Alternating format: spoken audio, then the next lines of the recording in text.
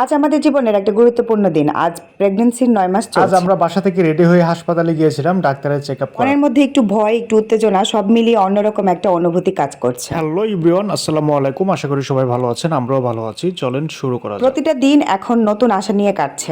আমাদের ছোট্ট বেবিটাকে দেখার অপেক্ষায় আছি। আল্লাহর কাছে দোয়া করি সবকিছু যেন ভালোভাবে হয় এবং আমাদের বেবি যেন সুস্থভাবে পৃথিবীতে আসে। হাসপাতালে যাওয়ার পথে বারবার মনে হচ্ছিল আর কদিন পরে আমাদের জীবন পুরো বদলে যাবে।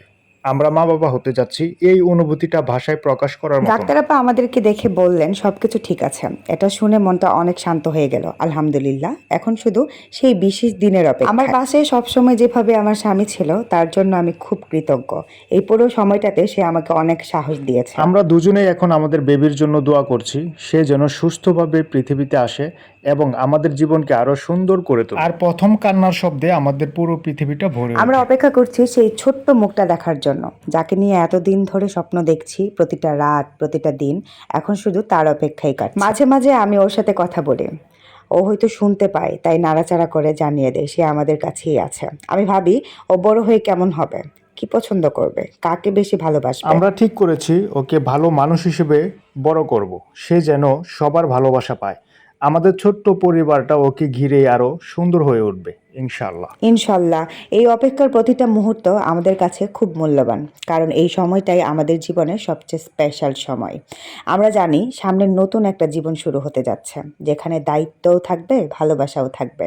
কষ্ট আসবে, কিন্তু তার হাসি দেখলেই সব কষ্ট ভুলে যাব। আমরা ওর হাত ধরে নতুনভাবে পৃথিবীটাকে চিনব। আমাদের জীবনের প্রতিটা গল্পে এখন থেকে সে থাকবে।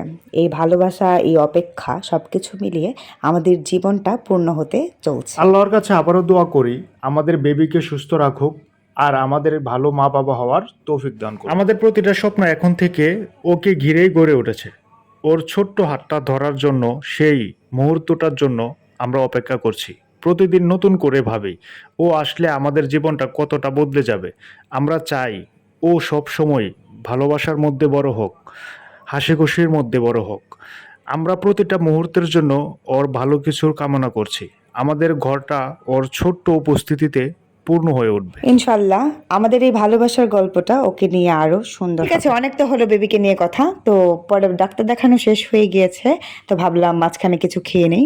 আসলে ডক্টর আমাকে না করেছে যে বাহিরে কোনো কিছুই খাওয়া যাবে না। তারপর এই তো বুঝেন না, লোভ তো। আর এটা বড় কথা না, বড় কথা হচ্ছে প্রায় অনেকদিন পরে বের হয়েছি, আবার কবে যেন বের হয়ে তার ঠিক নেই কোনো। তার জন্য ভাবলাম যে তারপরেও হাজবেন্ডকে অনেক রিকোয়েস্ট করার পরে আমাকে ঝালমুড়ি খাওয়া। তো যাই হোক, ভিডিওটা এখানেই শেষ করছি। ভালো লাগলে অবশ্যই লাইক কমেন্ট করতে ভুলবেন না। আর হ্যাঁ, আমাদের পাশে থাকবেন, আমাদের জন্য দোয়া করবেন। আমরা যেন সবসময় এভাবে হাসি খুশি থাকতে পারি। আল্লাহ হাফেজ।